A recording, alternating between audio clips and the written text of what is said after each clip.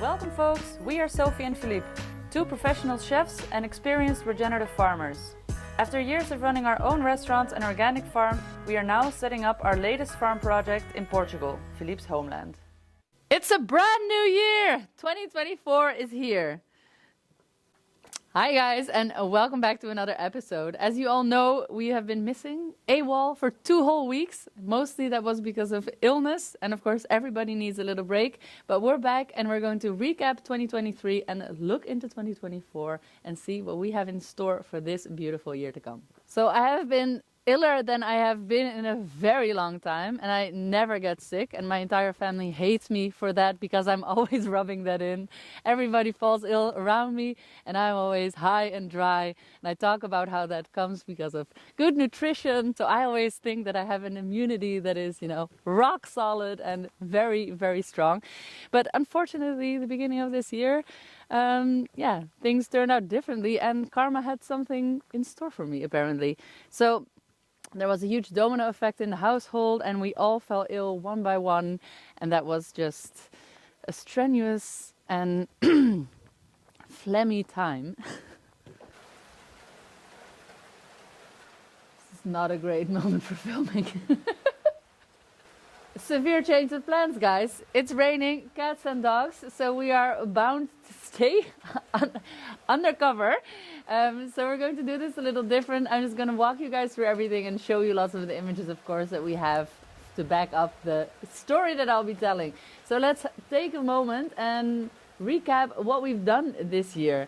First off, of course, we set up the entire farm, which if you've been following the channel, you can go back into our videos and see how we did that. Basically, a lot of heavy lifting, cleaning, waterworks, fencing, irrigation, garden building, animal onboarding, and we are now at a stage in which we are having our little farm up and running. We are nowhere near finished, but we are a decent portion into our execution of our design. So in that sense, we are very pleased with where we are right now.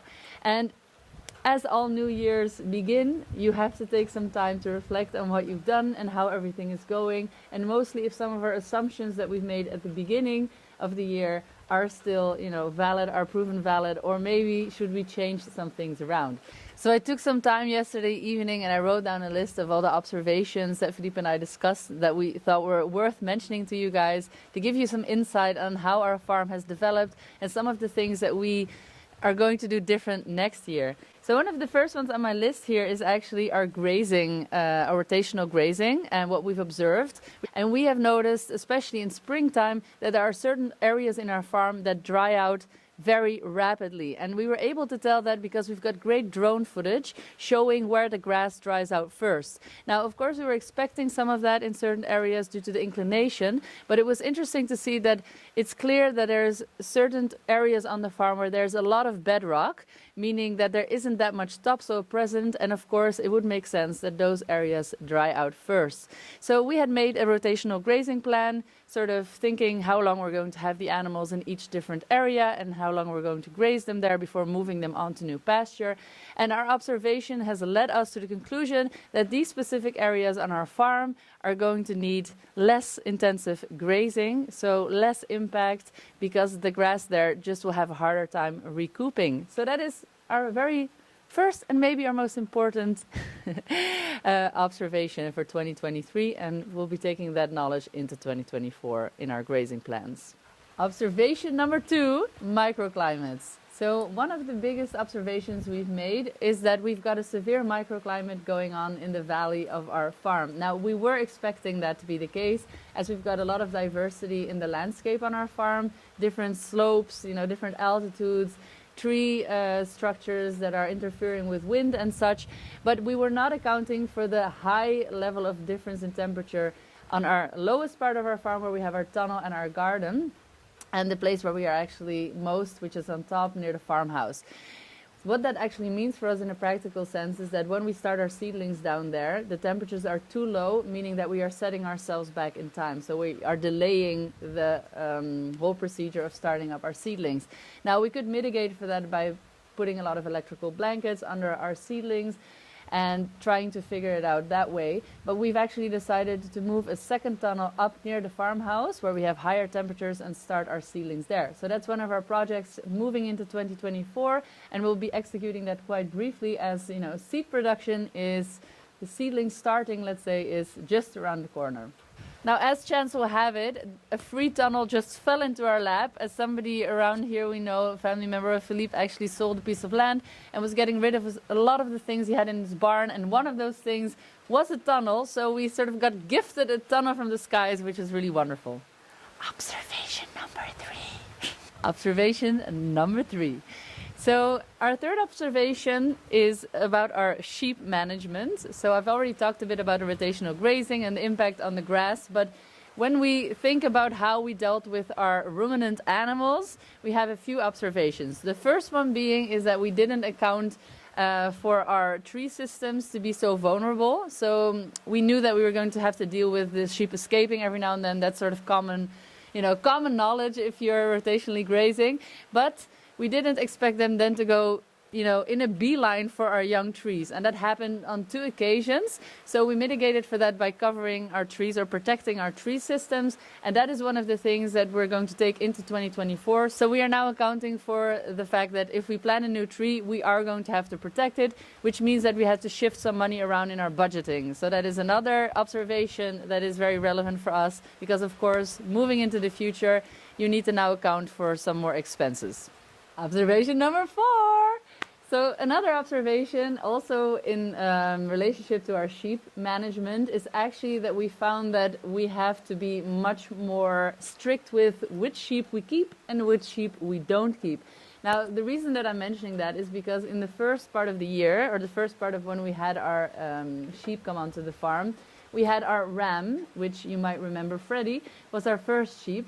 And he actually turned out to be quite aggressive. So we spent a lot of time in the first part of the year managing him. And every time we needed to move the sheep or deal with them, there was an added sense of adrenaline and awareness that went into that. Because if you would turn your back to him, he might actually jump you from the back. Now, mind you, he was a young ram, so he was probably just testing the boundaries. And because he was raised sort of alone, he didn't have that social contact with the other sheep that was as developed as it should have been. So that is part of the reason that happened.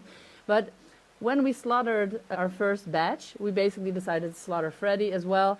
And I think that, as cruel as it sounds, was a great decision because the time that went into managing our sheep afterwards just was cut in half. It was so much easier to move them around. They escaped a lot less, and basically we are now going to be much more strict when it comes to weeding out any aggressive sheep, as they are costing us a lot of time and hence money.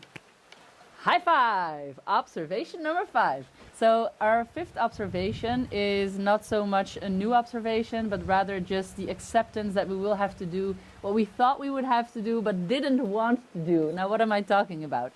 So in order for us to set up the infrastructure correctly on our farm, we of course had to install fencing, and we had to get heavy machinery on the land in order to dig out a lot of trenches and basically work our water management. And when we did that, we knew we were having a negative impact on our soil because we were causing heavy compaction on a deeper level and also on a surface level. Now, what does that mean? If you have compacted soils, your grass cannot grow as tall, and basically your biodiversity in your soil cannot thrive the way you want it to.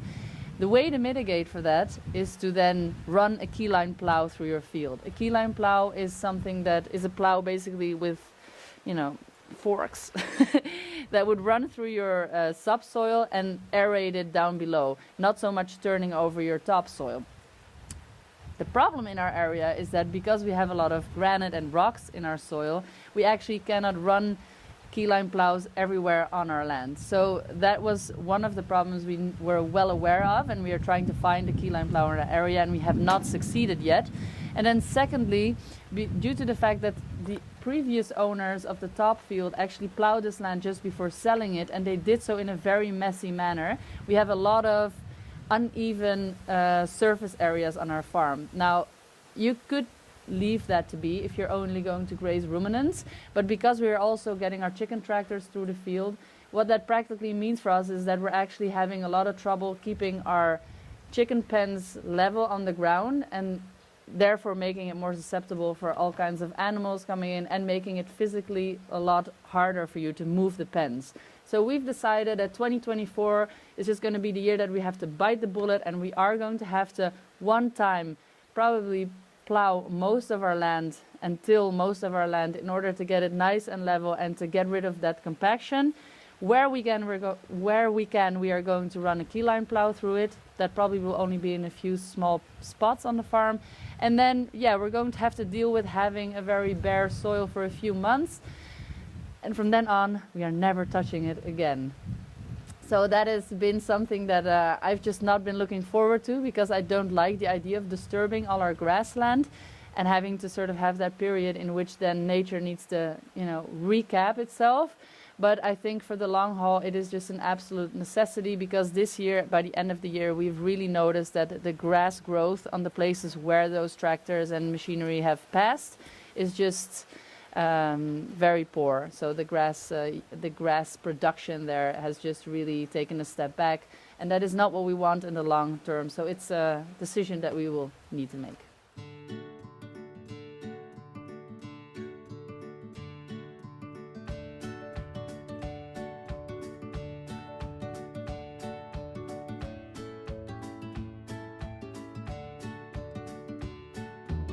So these are our main observations looking back at 2023. We couldn't be more excited going into 2024. We are going to focus on producing even more food, both for our own family as well as our local community. We'll be sharing our journey with you, showing you how we grow, cook and preserve healthy, nutrient-dense food. We hope you join us on this food quality revolution. If you haven't subscribed yet, please consider subscribing. We are very excited to share all our content with you. See you on the next one, The Farming Chefs. Peace out.